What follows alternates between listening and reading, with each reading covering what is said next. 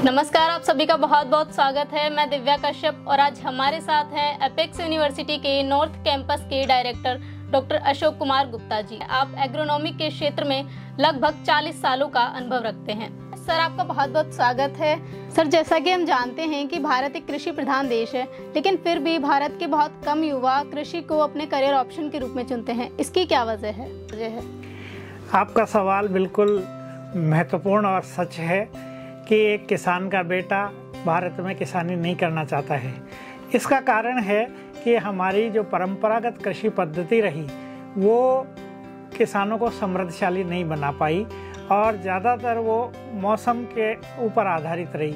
तो इस वजह से जब भी मौसम असामान्य रहा, हमारी कृषि की उपज घटी और हमारा उत्पादन घट गया, जिसकी वजह से किसान को काफ़ी घाटा सहन करना पड़ जाता है। और जिस समय बरसात अच्छी होती है, मौसम सामान्य होता है, तो उस समय उसको लाभ भी मिलता है। पर ज़्यादातर परिस्थितियों में किसान को ऐसा महसूस होता है कि कृषि करके और मैंने एक घाटे का कारोबार किया। यहाँ तक भी कहा गया है कि भारतीय कृषि मानसून के साथ जुआ है, यानी जब मानसून खराब हो गया तो बिल्कुल किसान की जो आर्थिक स्थिति है वो चरमरा जाती है और भारत की कृषि व्यवस्था पे भी इसका प्रतिकूल प्रभाव पड़ता है। लेकिन अब परिस्थितियाँ ऐसी नहीं हैं। अब जो प्रतिभाशाली विद्यार्थी हैं, मेधावी विद्यार्थी हैं, वो भी कृषि क्षेत्र में आना चाहते हैं। आप कई बार पढ़ते होंगे कि आईआईटी करने के बाद भी कई लोगों ने कृषि को अपना करियर चुना, परंतु वो परंपरागत कृषि नहीं करते हैं। वो इसका जो एडवांस जो स्वरूप है, जो उसके जो नई टेक्नोलॉजी है, चाहे वो प्रसंस्करण को लेके हो, चाहे मूल्य संवर्धन को लेके हो, चाहे विपणन को लेके हो, वो उस क्षेत्र में अपना दखल रखते हैं और बहुत अच्छा मुनाफा लेते हैं और हमारा जो किसान है उस तक भी वो मुनाफा पहुंचता है। तो आज ज़रूरत है कि हम कृषि की पारंपरिक जो पद्धति है उसमें बदलाव लावें और समय के साथ उसमें परिवर्तन लाते हुए और आधुनिक विधि से हम किसानी करें, खेती करें, तो निश्चित रूप से कृषि के क्षेत्र में अच्छा करियर और फायदा मिलेगा। हमारे जो विद्यार्थी हैं, जब मेधावी विद्यार्थी आ रहे हैं, तो कई बार ऐसा महसूस होता है कि समाज की मान्यता ये रही है कि डॉक्टर और इंजीनियर बन के ही अच्छा जीविकोपार्जन और अच्छा करियर बनाया जा सकता है, परंतु ऐसा नहीं है। कृषि के क्षेत्र में भी कुछ करने की, अनुसंधान करने की, नया स्टार्टअप बनने की और एक एंटरप्रेन्योर बनने की विपुल संभावनाएं हैं, जिसको अब हमारा युवा धीरे धीरे पहचान रहा है, अंगीकृत कर रहा है और इसका लाभ शीघ्र ही हमें देखने को मिलेगा। सर, आप एक एग्रीकल्चर प्रोफेसर हैं, तो क्या आप हमें बताएंगे कि कृषि शिक्षा के साथ साथ प्रैक्टिकल अनुभव का होना भी कितना महत्वपूर्ण है? जी बिल्कुल। कृषि आमतौर पे समझा जाता है कि खेत और किसानी तक ही सीमित है, जबकि ऐसा नहीं है। कृषि एक बहुत समृद्ध विज्ञान है जिसमें कि बीएससी एग्रीकल्चर की डिग्री भी मिलती है, एमएससी होती है, पीएचडी होती है और उसके बाद में भी अनुसंधान किए जाते हैं। तो कृषि में बहुत सारे विज्ञान है। एग्रीकल्चर के जो अम्ब्रेला है उसके अंदर आप देखिए कि खाद्यान्न उत्पादन से संबंधी जो विज्ञान है वो शस्य विज्ञान एग्रोनॉमी बोलते हैं। जो उद्यानिकी फसलें हैं जिसमें चाहे फल हों, फूल हों, तरकारी हो, चाहे वो स्पाइसेज हों, मसाला फसलें हों, चाहे और जो प्लांटेशन क्रॉप्स हो, उनसे संबंधी अध्ययन को हम उद्यानिकी या हॉर्टिकल्चर कहते हैं। जो मिट्टी है, उस मिट्टी में कई बार समस्याग्रस्त मिट्टी भी होती है, तो उसके विस्तृत अध्ययन को हम सॉइल साइंस कहते हैं। पौधे भी बीमार होते हैं तो उनकी बीमारियों के अध्ययन और उन बीमारियों पर नियंत्रण को हम प्लांट पैथोलॉजी कहते हैं।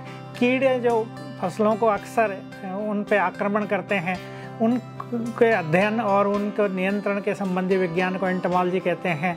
फार्म मशीनरी जो है उसको हम एग्रीकल्चर इंजीनियरिंग कहते हैं। या नई नई फसलें और नई नई उनकी किस्मों को विकसित करने के विज्ञान को प्लांट ब्रीडिंग कहते हैं।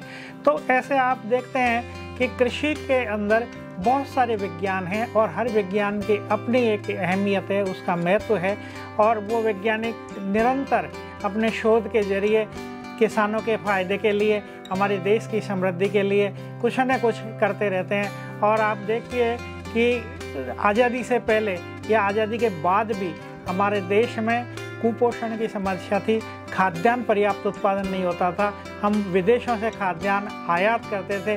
लेकिन जैसे जैसे वैज्ञानिक इसमें दृष्टिकोण अपनाया गया और हमारी सरकारों ने, हमारे राजनीतिज्ञों ने, हमारे जो पॉलिसी मेकर्स हैं, हमारे किसानों ने, कृषि वैज्ञानिकों ने मेहनत करके आज इस स्थिति में ला दिया कि हम आयातक से निर्यातक बन गए हैं।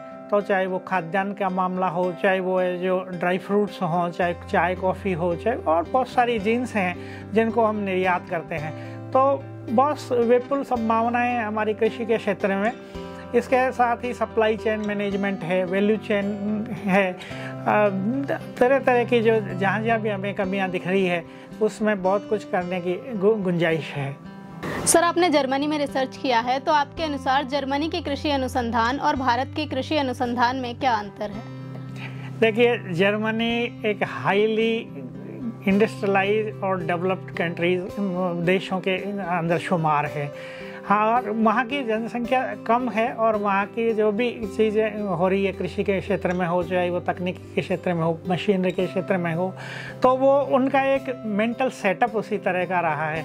हमारे यहाँ ज़्यादातर लोग पारंपरिक तरीके से खेती करते आए हैं और सामान्य जीवन, और हमारा एक आध्यात्मिक दृष्टिकोण रहा है कि जो मिल रहा है वो पर्याप्त है।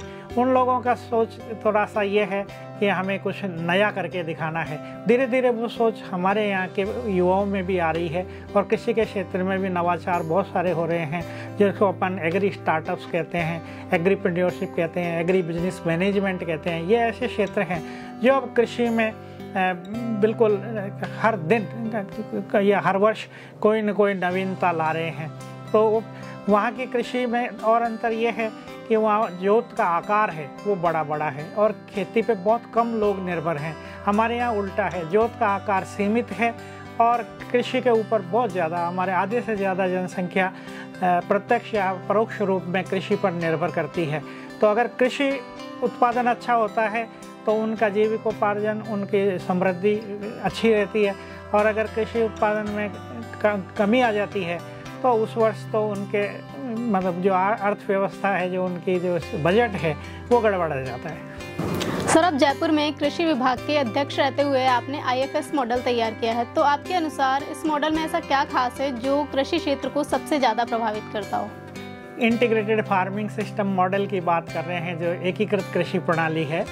मैं उसका जो PI था, मतलब कि प्रिंसिपल इन्वेस्टिगेटर था, तो वो एक ऐसा मॉडल हमने, जो हमारे जो मोदीपुरम का जो रिसर्च इंस्टीट्यूट है उसके अंतर्गत ये स्कीम चल रही है, उसमें वो मॉडल जो लघु किसानों के लिए तैयार किया, जिसके पास की 1 से 2 हेक्टेयर ज़मीन है।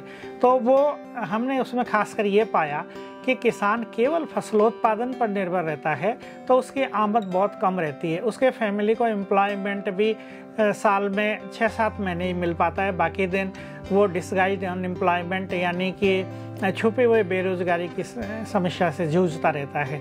अगर उसके साथ में अगर वो थोड़े से फल वृक्ष लगा ले, खेत के चाहे रोड के साथ साथ लगा ले, और 1-2 क्यारी तरकारियों की लगा ले, और कुछ चारा फसलें लगा ले, छोटी सी डेयरी यूनिट 3-4 गायों की रख ले, या 20 बकरियां रख ले, या छोटे से बैकयार्ड पोल्ट्री जिसमें कि 20 मुर्गियां रख ले, तो उसकी आमद में बढ़ोतरी होती है, उसके वो पूरा जो कॉम्प्लीमेंट्री इनकम है वो मिलने लगती है।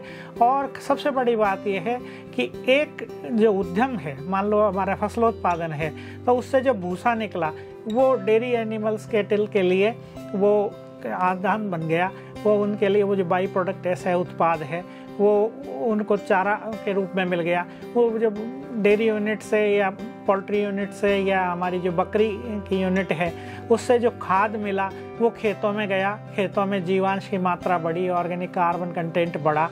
और आजकल तो हमारी जो सरकारें हैं वो भी जैविक कृषि के ऊपर ज़्यादा जोर दे रही है, क्योंकि हमारी जो मिट्टी है वो बीमार होती जा रही है। ज़्यादा से ज़्यादा जब हम उसमें रसायन का उपयोग करते हैं तो उसकी उर्वरा शक्ति घटती जाती है, और कई बार आप सुनते भी होंगे कि रसायनों के प्रभाव से हमारे स्वास्थ्य पे भी प्रतिकूल प्रभाव पड़ता जाता है।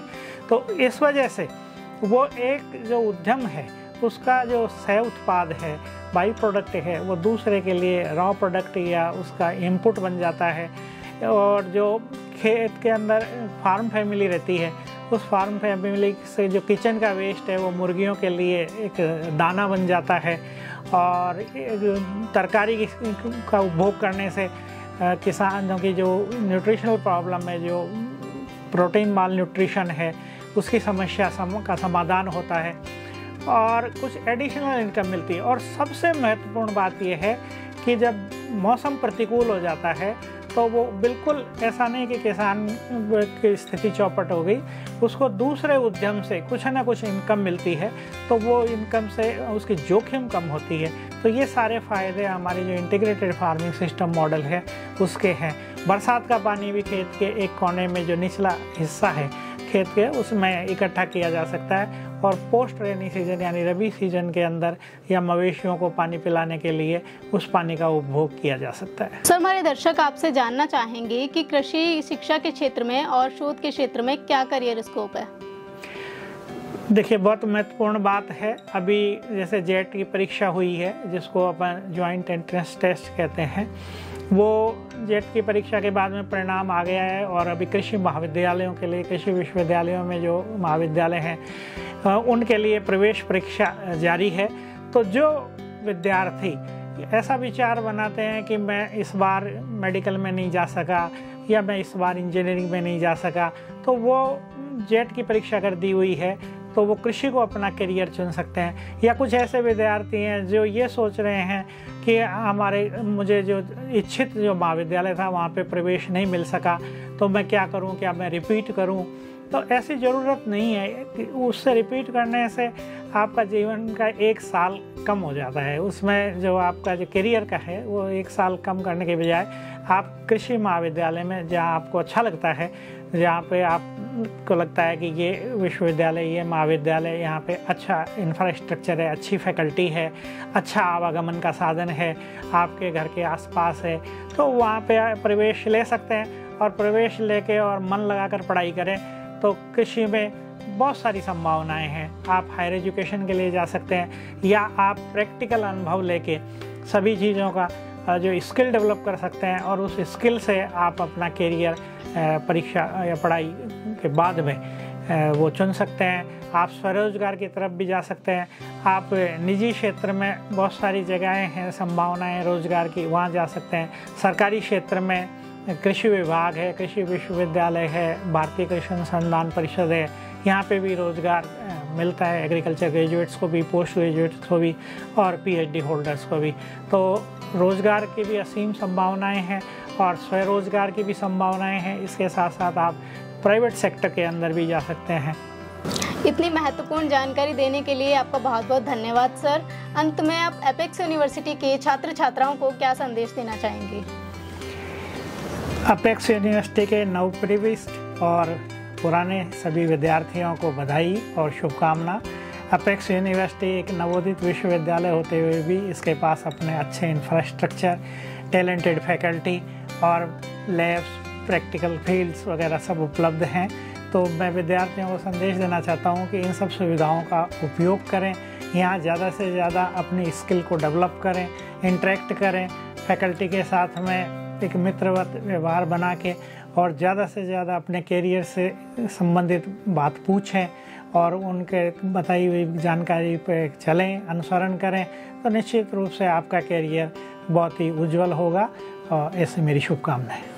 हम अपने और अपने दर्शकों की ओर से आपका बहुत बहुत धन्यवाद करते हैं। Thank you. तो दर्शकों, आज हमने बात की एपेक्स यूनिवर्सिटी के नॉर्थ कैंपस के डायरेक्टर डॉक्टर अशोक कुमार गुप्ता जी से। हम आपसे फिर मिलेंगे, तब तक के लिए बहुत बहुत धन्यवाद।